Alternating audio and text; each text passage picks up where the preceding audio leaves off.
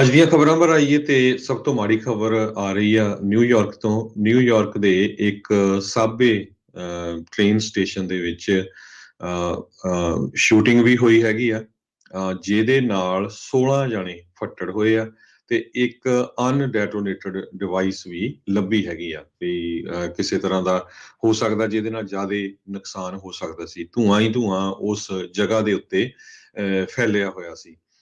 ਜਿਹੜੇ ਗਨਮੈਨ ਨੇ ਇਹ ਚਲਾਈ ਆ, ਗਨ ਚਲਾਈ ਆ, ਤੇ ਉਹ ਇਸ ਤਰ੍ਹਾਂ ਲੱਗ ਰਿਹਾ ਸੀ ਵੀ ਉਹ MTA ਕੰਸਟਰਕਸ਼ਨ ਵਰਕਰ ਹੈਗਾ ਤੇ ਉਸ ਨੇ ਗੈਸ ਮਾਸਕ ਵੀ ਪਾਇਆ ਹੋਇਆ ਸੀ। 8:30 ਵਜੇ ਦੇ ਕਰੀਬ ਮੈਨਹਟਨ ਬਾਉਂਡ ਐਨ ਟ੍ਰੇਨ ਜਿਹੜੀ ਕਿ 36 ਸਟਰੀਟ ਸਟੇਸ਼ਨ ਤੇ ਸਨਸੈਟ ਪਾਰਕ ਦੇ ਵਿੱਚ ਆ, ਉੱਥੇ ਇਹ ਸਾਰਾ ਕੁਝ ਵਾਪਰਿਆ। ਤੇ ਸਸਪੈਕਟ ਨੇ ਜਿਹੜੇ ਬੰਦੇ ਨੇ ਇਹ ਘਿਨਾਉਣਾ ਕੰਮ ਕੀਤਾ, ਉਸ ਨੇ ਗੋਲੀ ਚਲਾਉਣ ਤੋਂ ਪਹਿਲਾਂ ਸਮੋਕ ਦੇ ਜਿਹੜੇ ਇੱਕ ਛੋਟੇ-ਛੋਟੇ ਗ੍ਰਨੇਡ ਹੁੰਦੇ ਆ ਉਹ ਚਲਾ ਦਿੱਤੇ। ਉਹ ਤੋਂ ਬਾਅਦ ਫਿਰ ਗੋਲੀਆਂ ਚਲਾਈਆਂ ਤਾਂ ਕਿ ਧੂਏ ਦੇ ਵਿੱਚ ਕਿਸੇ ਨੂੰ ਪਤਾ ਨਾ ਲੱਗ ਸਕੇ।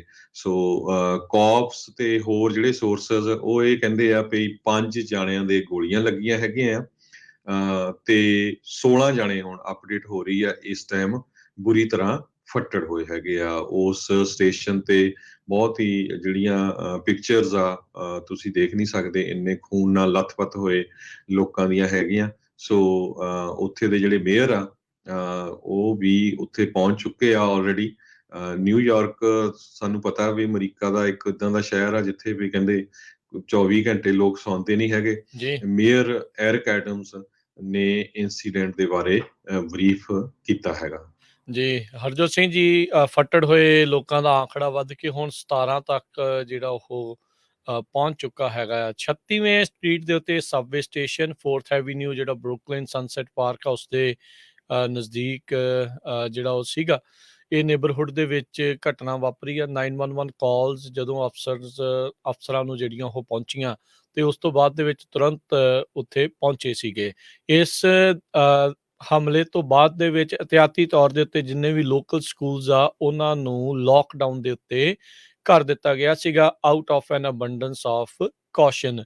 ਸੋ ਜਿਸ ਹਿਸਾਬ ਦੇ ਨਾਲ ਦੱਸਿਆ ਜਾ ਰਿਹਾ ਵੀ ਔਰੇਂਜ ਵੈਸਟ ਪਾ ਕੇ ਆਇਆ ਸੀ, ਮਾਸਕ ਉਹਨੇ ਜਿਹੜਾ ਲਾਇਆ ਸੀ ਉਹ ਤਿਆਰੀ ਦੇ ਨਾਲ ਪੂਰਾ ਆਇਆ ਸੀ। ਪਹਿਲਾਂ ਸਮੋਕ ਬੰਬ ਸੁੱਟੇ, ਲੋਕਾਂ ਨੂੰ ਭੱਜ-ਦੜ ਜਿਹੜੀ ਉਹ ਮਚਾਈ ਤੇ ਫਿਰ ਉਸਨੇ ਗੋਲੀਆਂ ਚਲਾਈਆਂ। ਕਹਿੰਦੇ ਘੱਟੋ ਘੱਟ 8 ਜਾਣਿਆਂ ਦੇ ਗੋਲੀਆਂ ਲੱਗੀਆਂ ਆ। ਹੋ ਸਕਦਾ ਵੀ ਬਾਕੀ ਲੋਕ ਜਿਹੜੇ ਇੱਕ ਦੂਜੇ 'ਚ ਵੱਜ ਕੇ ਇੱਧਰ ਉੱਧਰ ਸਟੈਂਪੀਡ ਵੀ ਇਹੋ ਜਿਹੇ ਮੌਕੇ ਦੇ ਉੱਤੇ ਜਿਹੜੀ ਉਹ ਹੋ ਜਾਂਦੀ ਆ ਤੇ ਉਹਦੇ ਕਰਕੇ ਵੀ ਲੋਕ ਫੱਟੜ ਜਿਹੜੇ ਉਹ ਹੋਏ ਹੋਣ। ਸੋ ਪੁਲਿਸ ਨੇ ਛੇਤੀ ਦੇਣੀ ਉੱਥੇ ਪਹੁੰਚਣ ਦੀ ਜਿਹੜੀ ਉਹ ਕੋਸ਼ਿਸ਼ ਕੀਤੀ ਆ।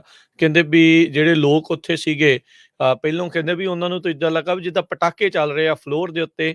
ਇੱਕ ਮੰਟੈਰੋ ਕੰਮਿਊਟਰ ਸੀਗਾ, ਉਹਨੇ ਜਿਹੜੇ ਇੱਕ ਨਿਊਜ਼ ਚੈਨਲ ਨੂੰ ਦੱਸਿਆ, ਕਹਿੰਦਾ ਵੀ ਪਹਿਲਾਂ ਸਾਨੂੰ ਲੱਗਾ ਹੀ ਨਹੀਂ ਵੀ ਇਹ ਗਨ ਸ਼ਾਟਸ ਹੈਗੇ ਨੇ, ਪਰ ਕਹਿੰਦੇ ਜਿੱਦਾਂ ਹੀ ਦੇਖਿਆ ਵੀ ਟ੍ਰੇਨ ਪੂਰੀਆਂ ਦੀਆਂ ਪੂਰੀਆਂ ਧੂਏ ਦੇ ਵਿੱਚ ਲੱਤ-ਪੱਤ ਹੋ ਗਈਆਂ ਆ, ਉਹ ਐਨਗਲਫ ਹੋ ਗਈਆਂ ਆ। ਪੈਸੰਜਰਸ ਨੇ ਪੁਸ਼ ਕਰਕੇ ਅੱਗੇ ਤੱਕ ਜਿਹੜੇ ਹੋ ਗਏ ਤਾਂ ਜੋ ਉਹ ਸ਼ੂਟਰ ਤੋਂ ਜਿਹੜਾ ਉਹ ਬਚ ਸਕਣ। ਸੋ ਲੋਕ ਬਹੁਤ ਜ਼ਿਆਦਾ ਡੈਸਪਰੇਟ ਜਿਹੜੇ ਉਹ ਸੀਗੇ। ਨਿਊਯਾਰਕ ਦੀ ਗਵਰਨਰ ਕੈਥੀ ਹੋਚਲ, ਉਹਨਾਂ ਨੇ ਦੱਸਿਆ ਵੀ ਉਹਨਾਂ ਨੂੰ ਇਸ ਇੰਸੀਡੈਂਟ ਦੇ ਬਾਰੇ ਬਰੀਫ ਕਰ ਦਿੱਤਾ ਗਿਆ ਆ ਤੇ ਫਸਟ ਰਿਸਪੌਂਡਰਸ ਆਲਰੇਡੀ ਉੱਥੇ ਪਹੁੰਚ ਚੁੱਕੇ ਆ। ਮਲਟੀਪਲ ਫੈਡਰਲ ਏਜੰਸੀਜ਼ ਇਸ ਘਟਨਾ ਨੂੰ ਮੋਨੀਟਰ ਕਰ ਰਹੀਆਂ ਨੇ। ਸੋ ਇਹ ਸਵੇਰੇ 8:30 ਵਜੇ ਪੂਰੀ ਤਰ੍ਹਾਂ ਮੁਲਕ ਨੂੰ ਹਿਲਾ ਕੇ ਰੱਖਣ ਵਾਲੀ ਇਹ ਵਾਰਦਾਤ ਜਿਹੜੀ ਉਹ ਵਾਪਰੀ ਆ। ਰਾਸ਼ਟਰਪਤੀ ਬਾਈਡਨ ਨੂੰ ਵੀ ਇਸ ਸ਼ੂਟਿੰਗ ਦੇ ਬਾਰੇ ਕਹਿੰਦੇ ਆ ਬਰੀਫ ਕਰ ਦਿੱਤਾ ਗਿਆ ਆ ਤੇ ਉਹ ਮੇਅਰ ਐਡਮਸ ਤੇ ਉੱਥੋਂ ਦੇ ਪੁਲਿਸ ਕਮਿਸ਼ਨਰ ਕੇਚੈਂਟ ਸਵੈਲ ਉਹਨਾਂ ਦੇ ਨਾਲ ਰਾਬਤੇ 'ਚ ਨੇ।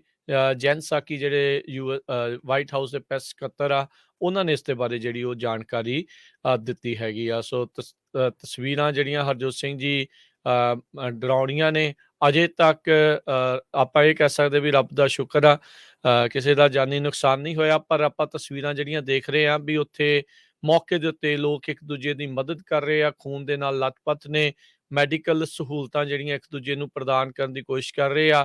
ਕਈ ਲੋਕ ਇੱਕ ਦੂਜੇ ਨੂੰ CPR ਵੀ ਜਿਹੜੇ ਉਹ ਦੇ ਰਹੇ ਸੀਗੇ ਤਾਂ ਜੋ ਉਹਨਾਂ ਦੇ ਸਵਾਸ ਜਿਹੜੇ ਆ ਉਹ ਚੱਲਦੇ ਰਹਿਣ। ਬਹੁਤ ਹੀ ਗ੍ਰਾਫਿਕ ਫੋਟੋਜ਼ ਜਿਹੜੀਆਂ ਆ ਉੱਥੋਂ ਦੇਖਣ ਨੂੰ ਮਿਲ ਰਹੀਆਂ ਨੇ। ਜੀ ਬਹੁਤ ਹੀ ਮਾੜੀ।